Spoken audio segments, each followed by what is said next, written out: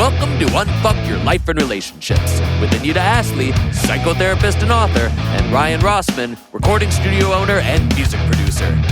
This is a podcast like no other. Sit forward, listen in, and get ready to get unfucked from the inside out. Unfuck your life! Unfuck your life! Hey guys, welcome to another session of Unfuck Your Life and Relationships. I'm Anita Astley, your host, and I'm here with Ryan in the studio, my co-host, and his lovely wife, Amanda, has joined in because today we are going to be talking about something that everyone wants to talk about, but then no one wants to talk about: sex. Let's talk about sex, baby. Okay.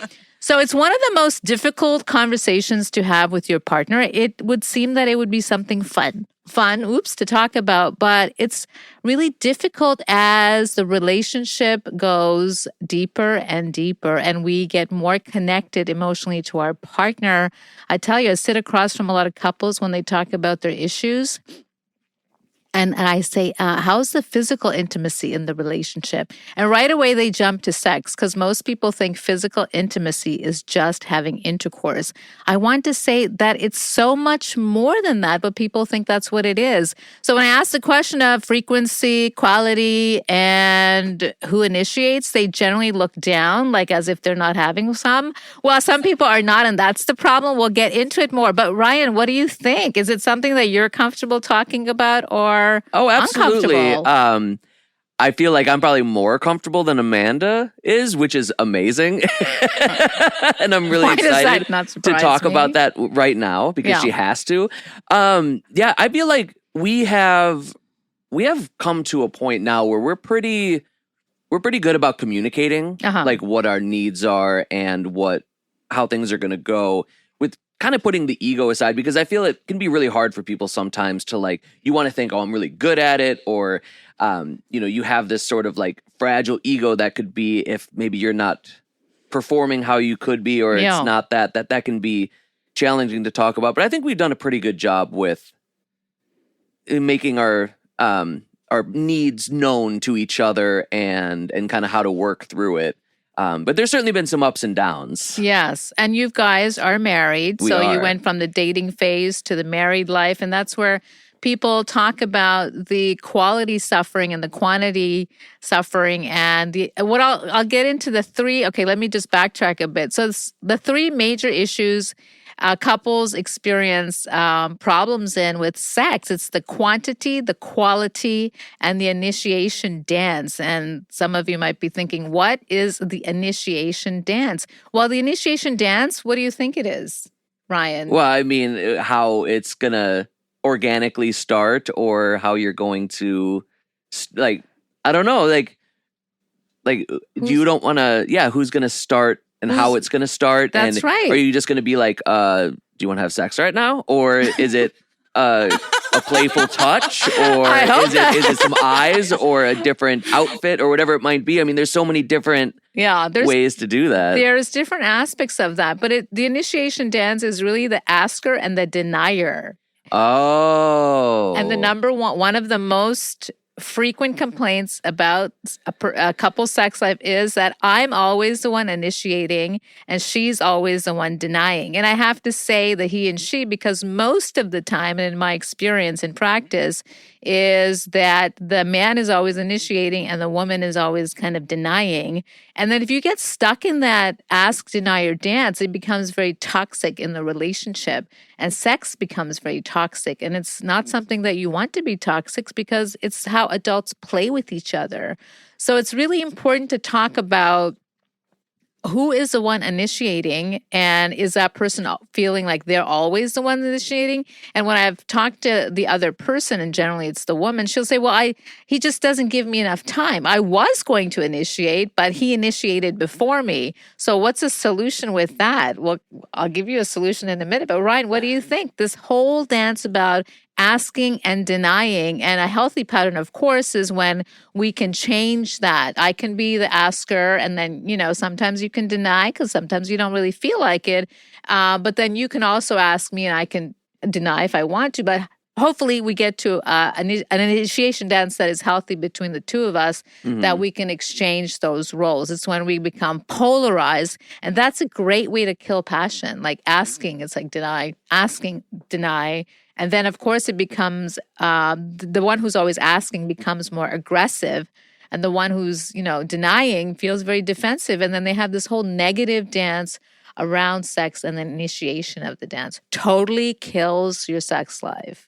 Can you relate to any of this? I'm sure you guys out there can, because I often get questions and comments about my wife never initiates. I always have to. Amanda, what is your, we've had like in the last few years, a lot of conversations and about what we've been doing, and we've come to a pretty good thing now, but it was some trials. And yeah, I think the biggest challenge for me is that this is something where like I'm comfortable talking with Ryan about it, but in the situation where we're on a podcast and our Diego's here. Don't worry about Diego. But like really, Diego's over 18. It's okay. Really quite honestly, like I think that we're unique. How? I think that because I think that Ryan gets yes a lot more than the average husband. I don't think that that's totally like something that you can say for sure, because you don't know. I mean, you can have a small sample size of your friends in their relatively sexless marriages, but that doesn't mean that our frequency is like some like outlier anomaly either. But I would agree with you that if you were to poll 100 couples, we would probably be in the higher percentage. But that took a while. But when we were during like, a couple years ago, it was the frequency was a lot less, and we had to have some serious conversations about it. And that's one of the things that we need to do. We're so uncomfortable as a society talking about sex in a healthy way. It's usually when there's something goes wrong that we want to talk about it. That's actually the best place to start. The number one thing I tell couples when it comes to any problem, and sex especially, we need to be able to have a very open and honest discussion about our own sexuality, what we need and what we expect, but also listen to our partners rather than attacking it. Often I listen to couples, and rather than trying to understand their partner's sexuality or learn about it, they attack it. And it's usually like, you never want to have sex with me. And I'm just like, well, have you ever asked her how come? Is there something else going on biologically, physiologically? What's going on in the relationship that you don't want to have sex? And, listening to you guys, I'm thinking, Ryan, you probably do a lot of other things around the initiation dance that you get a yes. So it's mutually gratifying. I do have to put in a lot of work. Well, that's what it is, and it's, right? And I feel like I should. Yes, absolutely you should. And there are things that I feel like it doesn't have to be transactional, but that doesn't mean that you can't do other things to meet your needs of your partner that aren't sexual to be able to receive sexual in return. Yeah. Because and then at the end of the day, as a partner, you just need to fill your partner's needs, however that is. Yeah, but you need to know what those needs and expectations are. Absolutely, and that's where conversations come in. That's where the conversation has to start. And when I listen to people, and I'm looking at some of the questions I got, I asked people on Instagram to send me questions and comments, is how do I get my partner to have more sex with me? The question to me in and of itself is like, you can't get your partner, but maybe you can work on building some emotional intimacy. If you're more connected emotionally with your partner, your desire to be sexual with them will naturally increase. The two are interrelated, and people don't get that. And I know there's all kinds of relationships where it's a booty call and the emotional intimacy is not there.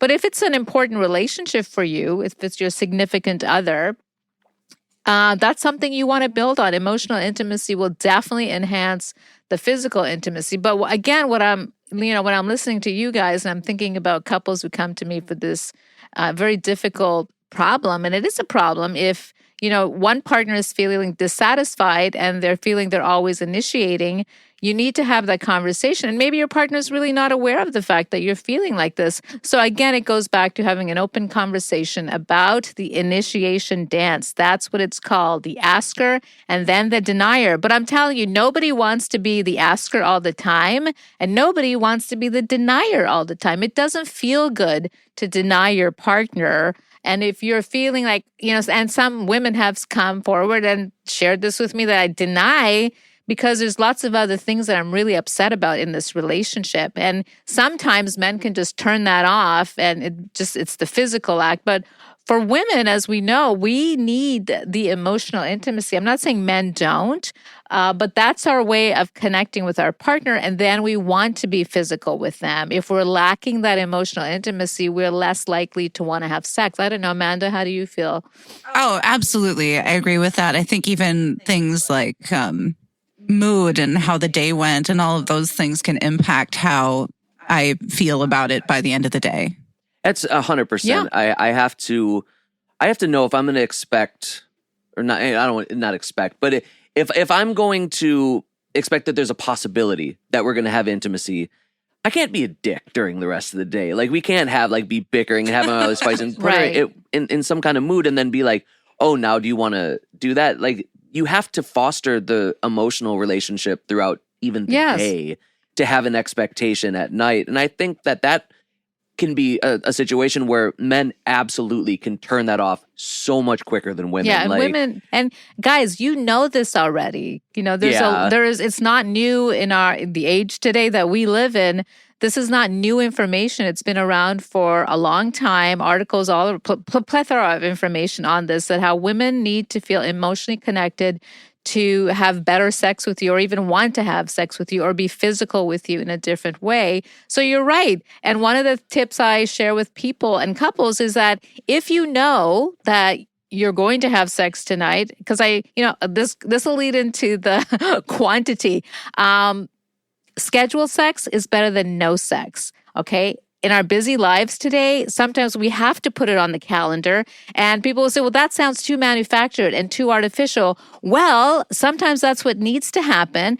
But it's also a positive thing. And this is connected to what we were talking about before, if I know on Friday that that's going to be our date and we're going to have sex, I'm going to try to make sure that whole day is spent getting into that mood, getting into that mindset. Mm-hmm. Maybe send a nice emoji or text or something to my partner, kind of getting each other in the mood, not just coming home and saying, okay, tonight's the night, it's 7:00, let's get to it. Yeah, it's not that transactional. We need to stay away from that. So the initiation dance will change naturally. Mm-hmm. It'll shift. Yeah, Amanda and I literally went through this where I think you schedule date nights, you do all these things, like we're super busy, and she didn't love the idea of talking about the potential of scheduling nights of intimacy.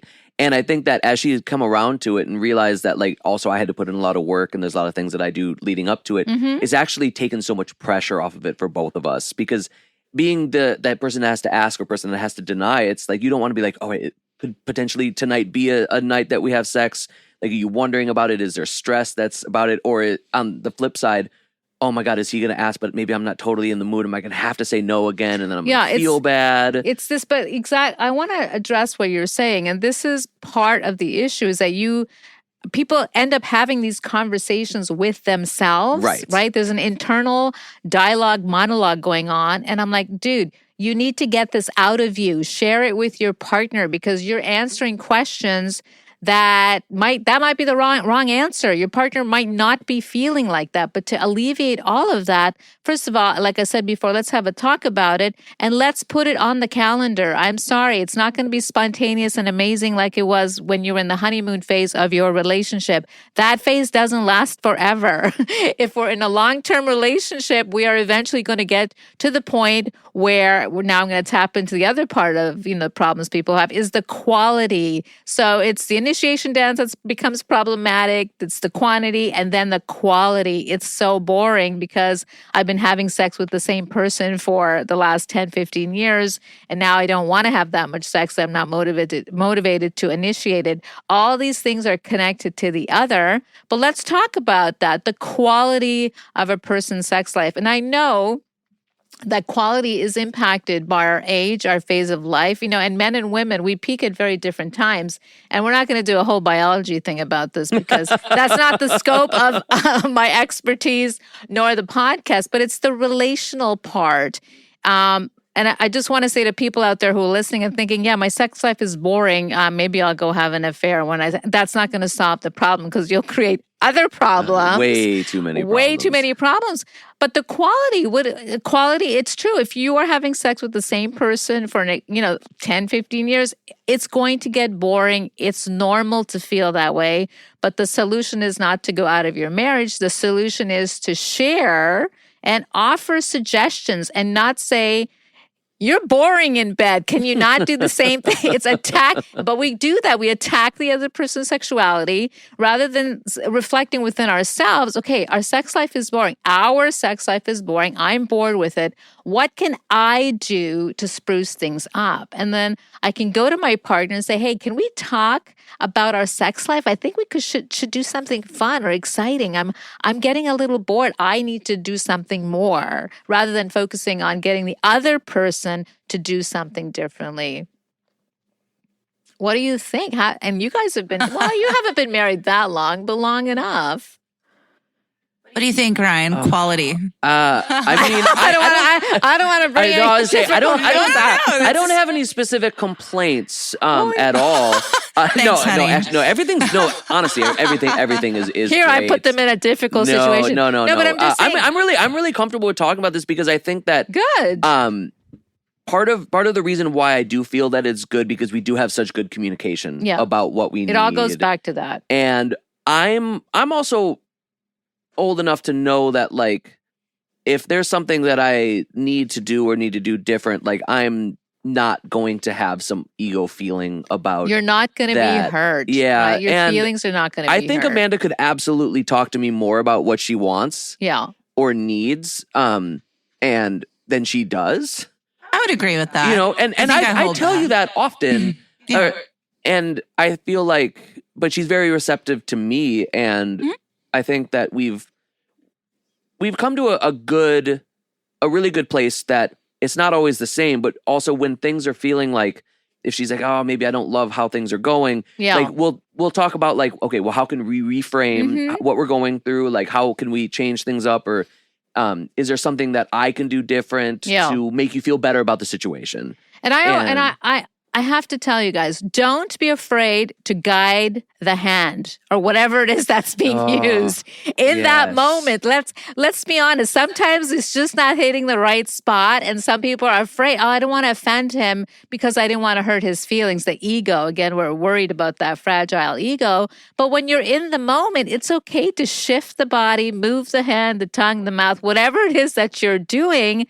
Do that. Don't be afraid. Absolutely. I liberate yourself. I've told Amanda this sometimes, and she doesn't seem to be as comfortable in the moment. But I say how open I am to that because especially with a woman, my God, every vagina is so much different. And the things I only know mine. Right? And I feel like I have things that I know will work for someone. Absolutely. And then you go to the next one and it's like, well, why is this not working? It's different. And people like different things and that's okay. But again, I want to talk about, it goes back to our own sexuality and our comfort with our bodies and our sexuality. And of course, we can't talk about this subject without talking about masturbation. And I'll ask, I remember in my training when I was doing a class in sexuality and sexual therapy and so forth, the question was, do you masturbate? And my supervisor said, no, that's not the question. The question is, how often do you masturbate?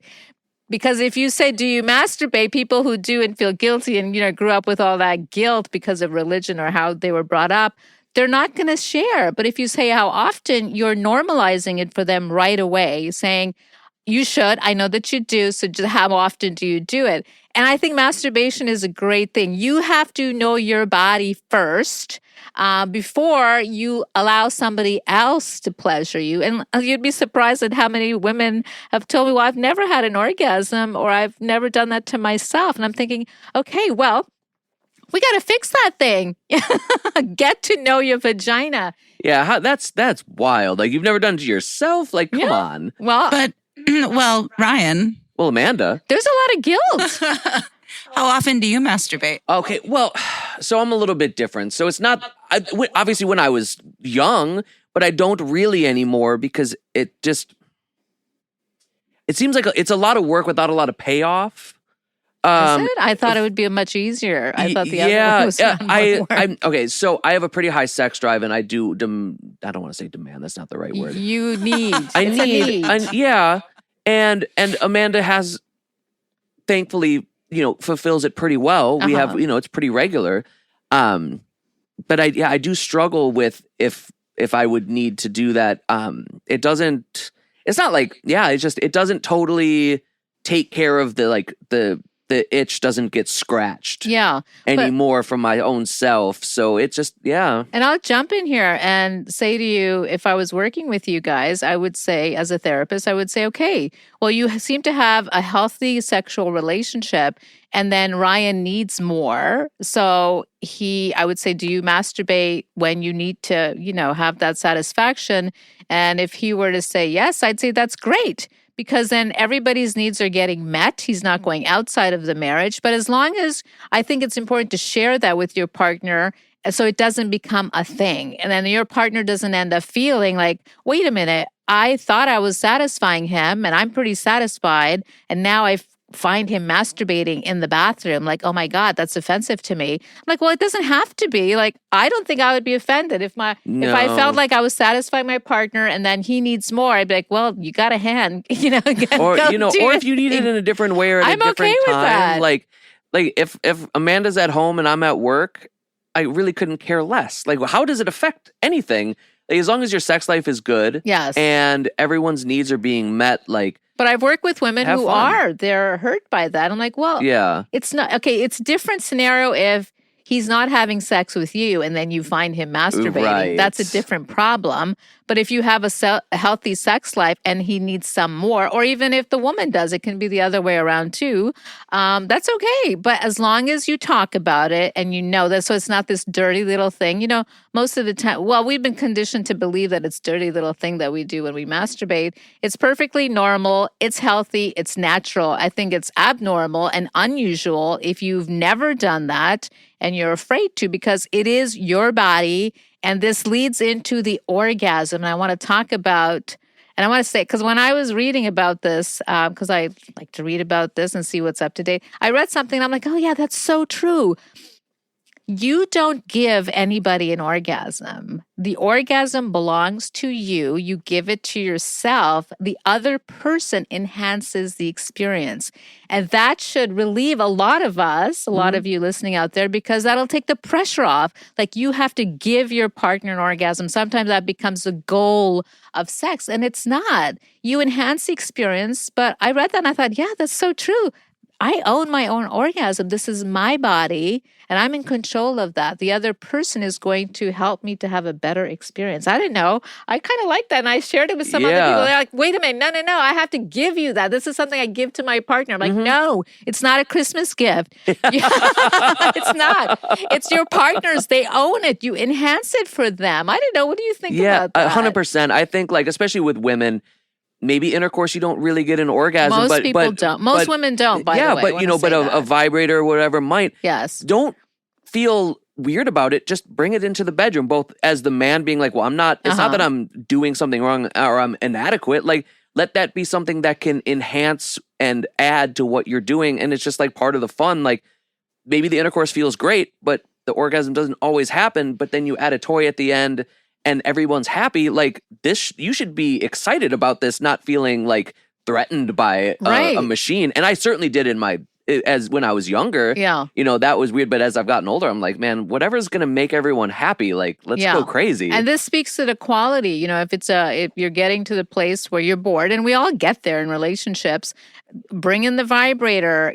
I suggest erotic books. I mean, there's literature out there. Erotic books, yes, stories. That's a turn on for people. That's interesting because I really am uncomfortable with dirty talk. I'm actually pretty boring when it comes to a lot of sex stuff in general. Okay. Yeah. So if I was going to come to you and be like, oh, this is, we're doing this and and I'm like, but I don't like that sort of thing. Yeah. Is there anything that you would say to somebody to be like, oh, well, maybe try this to kind of incorporate a little bit to have it feel less awkward? Well, if you've tried it and you don't like it and you know that, it just doesn't matter. Try something else. There's other things to try, unless your partner says, no, I absolutely really need this. And it's a big, but then I would say, okay, there can't be these absolutes. Can we find a middle ground? Can you make up your own stories, rather than read somebody else's story? But, I like what you brought in terms of the vibrator that can enhance the quality of your sexual relationship and adding some spice to it. But again, it goes back to, I want to talk about how we feel about our own sexuality. Mm-hmm. And of course, we're going to go back to our family of origin. We're not blaming our parents, guys, but we kind of have learned how to deal with our sexuality in our family of origin. Being of Indian descent, my parents never talked about sex. It was probably it was one of those things that didn't exist, and we should never even be sexual. And I remember being scolded by my dad. I must have been about 11, 12, so pubescent, watching a movie, and the couple started, having sexual intercourse, and I felt so uncomfortable. My father did. He came into the room, he shut the TV off, and I was scolded like I was intentionally watching porn or something. It wasn't even that bad. Right. But I remember feeling, oh my God, this is something to be really ashamed of.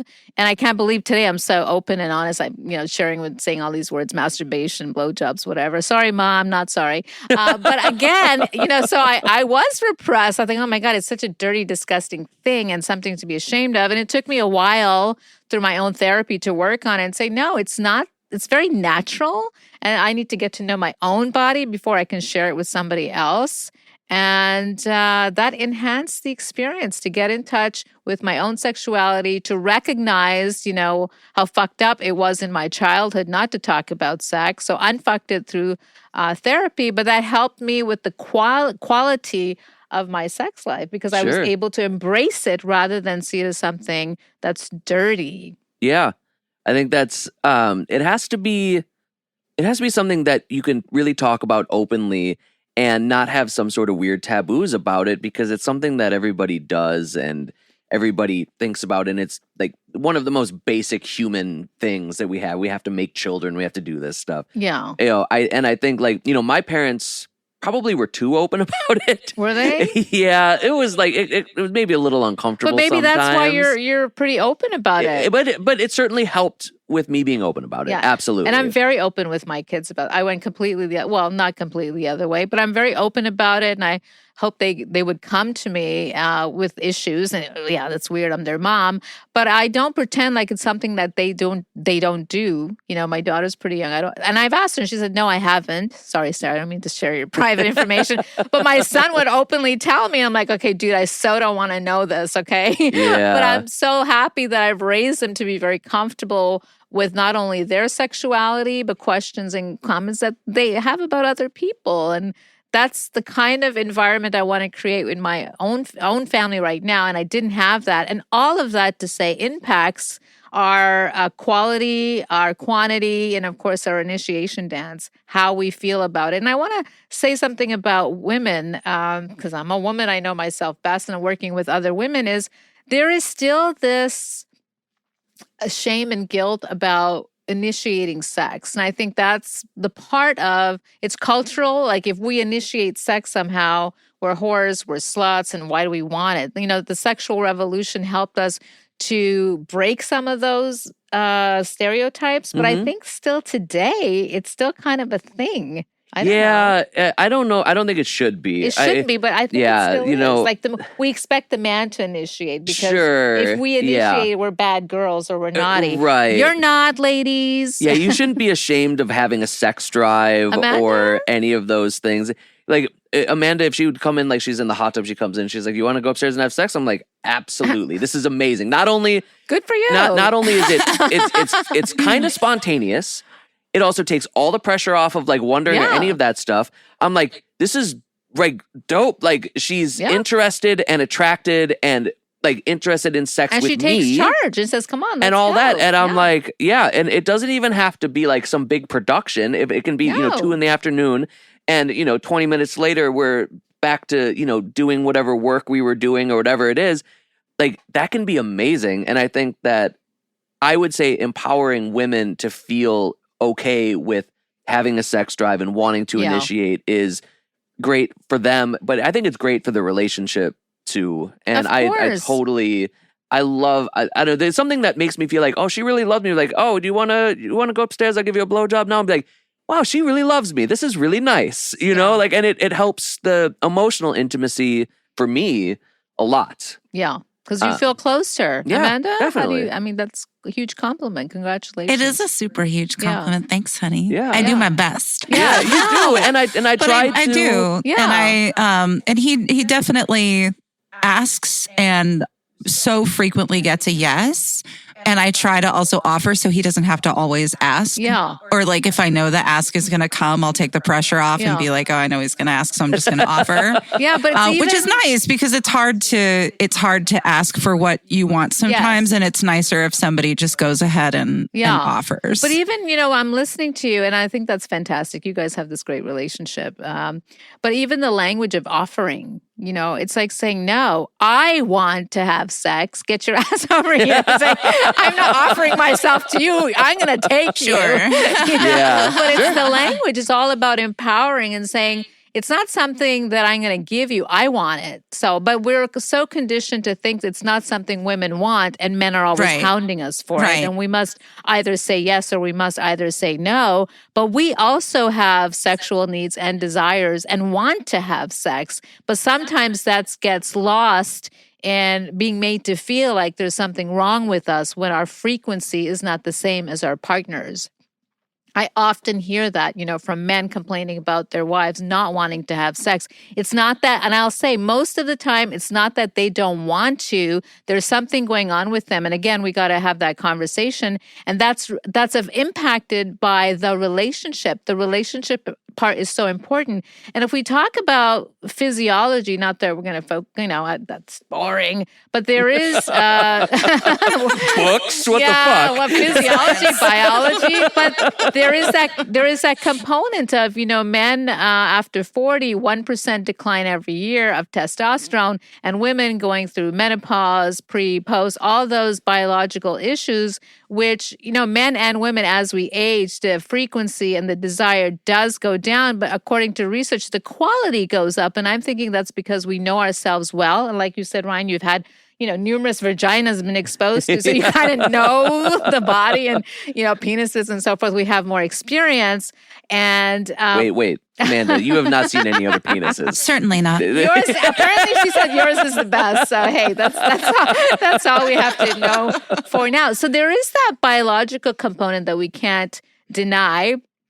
But again, depending on where we are in the life cycle and the age, it should be something that's still fun and enjoyable in a relationship. And if you're having struggles with it, the first place to start is to have an open and honest conversation. But before you even do that, sit down with yourself and ask yourself about how well do you know your own body, your sexuality? What are some of the norms that you grew up with within your own family of origin? And how do they impact you today in your relationship and your past relationships? First, deal with yourself, just like in this great book that's out there. What's it called, Ryan? I've heard about this. Yeah, she's super cool, right? Unfuck your life Unfuck your life and relationships? Yeah. No. Chapter 1, awareness, self-awareness. So become in touch with your own sexuality, know your body well, and give yourself an orgasm before you ask your partner to enhance that experience or share that experience with you. You got to know yourself well. So I always say when people come in with literally when they present with sexual issues and a lot of the time it's couched under other things like communication. And then I get to the heart of the problem. When they do express that, it's often, I don't know why she doesn't want to. And I said, well, have you ever talked about it? Of course, eye contact goes down and nobody's talked about it. So I know I'm sounding like a broken record, but it is. We cannot run before we know how to walk. So we need to be able to talk about that part of our relationship. Yeah. And the libido part is really important because biologically we are all different, as you said, and your partner might have a higher libido, a lower libido, but it's different to yours. They're never going to be you in the libido department, but we can come to a compromise. We can come somewhere in the middle. And now I wanted to say, Ryan, I did get a lot of questions. I posted on Instagram. So thank you guys for sending. I've posted that we were going to talk about this. And of course, everybody wants to talk about it. Nobody wants to talk about it. Nobody in person, but behind closed doors, everybody has questions and comments. Right. And this leads into my question of, and a lot of people sent in this question. What do I do? I haven't had, like you were talking before, sexless marriages. Lots of sexless marriages out there. And it's kind of sad. People are not getting their sexual I can't think of anything more correct? Depressing than being Very in a relationship depressing. that's sexless. And it's, again, one of the questions was, I've been married for 20 years and we haven't had sex in 10 years. Oh my God. And I'm always, and this happens, this presents often in my office, and I'm thinking, how does a week turn into 2 weeks to 3 weeks to months and then 10 years later and no conversation about it? And I think, well, first we have to talk to ourselves, like, what the fuck? How did it turn into 10 years? Sure. What's going on over here? There's a lot of other issues going on that you got to tackle before you get to this one. Because there must be a lack of emotional intimacy, which is what? We're going to talk about emotional intimacy on another podcast, but it really is feeling connected to your partner. If there's not a connection, then for most people, long-term relationship, the physical part, the lack of it is going to happen. Mm-hmm. You're going to have sexual issues. You're going to have sexual problems. But you were asking me what to do about it.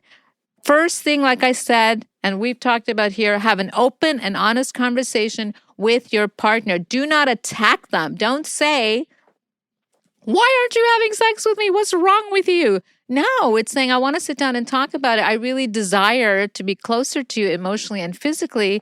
And we haven't had sex in 10 years. Do you know that? And listen, listen to what they're going to say and then share what you're thinking and feeling. And then talk about, okay, what can we do about this? Maybe we need to get some help. Maybe we need to go for some therapy. There's no shame in that. Yeah, because obviously it's gotten to a point where you've just accepted that you're not going to have sex anymore, which I can't relate to that, but I mean, obviously that happens. 10 years, but it is, sorry to interrupt. No, of course. But it is something I hear all the time. And I have to tell you, all the questions and comments that came in about this, because they knew I was going to be talking about this today, my audience, is the lack of sexual intercourse in their relationships. And I do want to say, okay, there is the intercourse part, right? But I also want to say, wait a minute, dude. What for people who are, struggling with this challenge is I do want you to think about the other aspects of physical intimacy before we get to the intercourse part. Physical intimacy is touching. It is hugging. It is sitting next to your partner when you're watching something, not on the other couch. Massage. Yeah, a massage, a foot massage. We'll get to fetishes next week. We'll touch that. That's going to be another amazing podcast. A whole other thing. Looking at each other is a form of physical intimacy. So before we get into the intercourse, because that's always the goal, but let's talk about just having some affectionate touch. Mm-hmm. We've forgotten that. And sometimes in couples, I hate to even say this, people are afraid to be touched. And I'm like, how come? Well, if he touches my bag, it means I have to have sex. I'm like, oh my God, okay, we got to unpack this. Yeah. And that's so fucked up. We got to unfuck that shit. So in the fear of being touched, you get no touch and then no sex. So it's a lose-lose for you and for her. So if that's an issue, like every time your partner touches you, you think it has to lead to sex, I generally say, well, make that agreement. When I touch you, it doesn't mean that I want to have sex. And when I want to have sex, we can just talk about that. Say, it would be nice tonight if, we can have a conversation. But when the fuck did just hugging or touching become a bad thing and then you have to say no to that because you're afraid? First of all, we shouldn't be afraid of having sex. And if we are, there's something going on.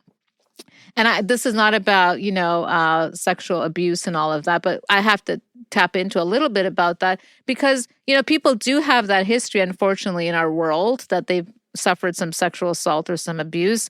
You might not know that about your partner. If your partner's always pulling away or pulling back, Do you know their sexual history? Do you know their social history? Do you know that? That's a conversation to be had. And if you're that person who's gone through some of those kinds of things, I'm pretty open in my book. I had a pedophilic relationship. I had to talk about that with my partner and how that impacted me and how it impacts me today. That's an important part of the piece of getting to know your partner. And that is, again, connected to emotional intimacy. How well do I know you that in a physical situation, I'm also sensitive to some of the stuff that you've gone through? We are all a product of our past, and we bring it to the table. We bring it to the bedroom. And if we don't have those conversations, 10 years later, we're not having sex. Yeah, you can't ever say, well, I didn't do that to you. Why do I have to pay the price for it? Like, everybody has their own things that they went through, and you have to work with them. And I think that you have to just accept that everybody comes with what they are. We all have baggage. Yeah, and right? And you expect your partner to be sensitive and work through the things that you have, even if it's not sexual. In all respects with that. Because it affects our sexuality. Yeah, right? Of course. Yeah, absolutely. If I've been sexually abused or assaulted, it's going to affect my sexuality, and I need to work with that. And I need my partner to be understanding and work with that. Yeah. So all of this is about getting to know what our partner is all about. And unless it's just a booty call, well, then it's just a booty call. But it's pretty clear and straightforward. But if we want to, like I talked about at the beginning, the most common problems are the quantity, frequency, the quality, and the initiation dance. And Ryan and I and Amanda, we talked about some of the ways around them. But again, it goes back to having an open and honest conversation. The ways to deal with the problem of frequency is to schedule sex. Again, schedule sex is better than no sex. And the quality, there's ways of around that in terms of, we talked about erotic literature. Ryan, what did you bring up? The vibrator. Oh yeah. Anything that can anything that different. You can do to enhance and add to what you're doing. Anything different. Of course, then it goes back to owning it, asking yourself what you want, and having a compassionate conversation rather than an aggressive conversation, which will turn into a negative downward spiral. And the initiation dance, if you're stuck in it, then talk to your partner and we're going to exchange roles. And I would say to you, if that was our problem, Ryan, I'd say, okay, let's work on it. Give me 2 weeks and give me an opportunity to take on the role of the initiator. Sure. So we're not caught up in the ask, deny, which is a common problem that I hear about all the time. And it certainly isn't going to get fixed overnight. So it's not. You got to give your weeks. partner, give your partner the time to initiate. Maybe they need 2 weeks. And I always put a deadline on it because they're like, wait a minute, that's how we got here. It's been 6 months. Not keep it open-ended either. Right. We're going to give you a month to try this. You're going to exchange roles, but give him the opportunity to become the asker, not always be stuck in that denying role because that's so unhealthy. I have a small thought to add to that. Oh. Ryan is also, while he gets yes a lot, he's very graceful when it's a no. Good point. And I think that's really which took some work because there were times where it's like disappointing and you don't want to be guilted because and so I think that's been one of the other things that he's worked on. So I've worked on being open and saying yes. Yeah. But then I also feel comfortable if I'm not up for something saying, not tonight, maybe tomorrow would be better. And then he accepts it gracefully. And I think that's a really huge part of that is not guilting. Thank you for sharing that. That is such an important part because then it becomes a fight. Yeah. And then it becomes guilt trip. Then no one wants to be guilted over sex. That's not a turn on. No one's turned on. And it's only going to make it take longer for you to be able to have sex again, too. Absolutely, because everybody wants to avoid that, right? And that's a very good point. Thank you for bringing that up. So, it's all about how you talk about it. Talk about it with some compassion. And if your partner doesn't want to, do you really want to have sex with them when they don't want to? It's not going to be a very good outcome. I think that's and just to kind of add on that a little bit too, how she kind of mentioned massage. So I know that if we're going to have intimacy, she needs to be relaxed and she can be stressed and she loves getting massaged and I'm pretty good at it. Yeah. So if it's, having a bottle of wine and really just digging in there for a while and giving her a nice massage while we watch a little bit of TV, gets her nice and relaxed. And then she's way more interested and open to doing it. And not only being willing, but then the quality is raised as well. So like I always say, I got to put in the work. Yeah, and the touching is positive. And this whole thing about, well, it shouldn't be work. Long-term relationships are work, and keeping your sex life healthy is work on both partners, not just on, don't look at your partner and what you think they're doing wrong. If something is not working, you're part of that equation, and look to yourself to see how you can make that experience better. And yeah, you're right. I love that you shared that, because that's so true, to have that healthy dynamic about, sometimes you're not in the mood and you just don't want to, and it's okay, but it's also how your partner receives that no that's going to not make it an issue the next time around. And the other, before we close, because we're almost out of time, I want to share that the quality of our sex life is also very much impacted by our lifestyle. If we are smokers, if we are overweight and not taking care of our physical health, we're less inclined to feel sexual because we don't feel good about ourselves. So lifestyle does impact our sexuality, and people don't often think about that. They drink too much, they smoke too much, and they wonder why their libido is like, well, how you live your life is going to impact your sexual Absolutely. Or just not being active enough to have the energy to do it. Like you're so tired at night or whatever it might be. Like, you gotta. Or you can't be on top because you're just out of shape. So get some, that quad workout. Yeah. Squats help. I'm just saying.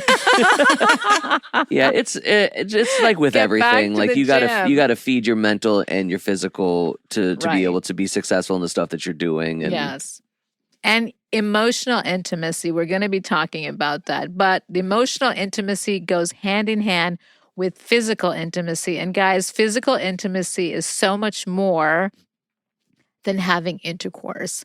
So I want to close off by saying, if you're not happy in your sex life with your partner, the number one thing to do first is to have a conversation with yourself, come to touch with your own sexuality, what you need and what you expect, and have an open and honest conversation with your partner, and have that with compassion, not aggression. Aggression is not a turn on, not in that context. Yeah, then it becomes just negative, absolute snowball of terrible, and then you're done. Yeah, and I'm sorry if I didn't get to all the questions that came in, but hot topic, lots of questions. I tried to cover one that was representative, and that was sexless marriages and not having sex for a long time.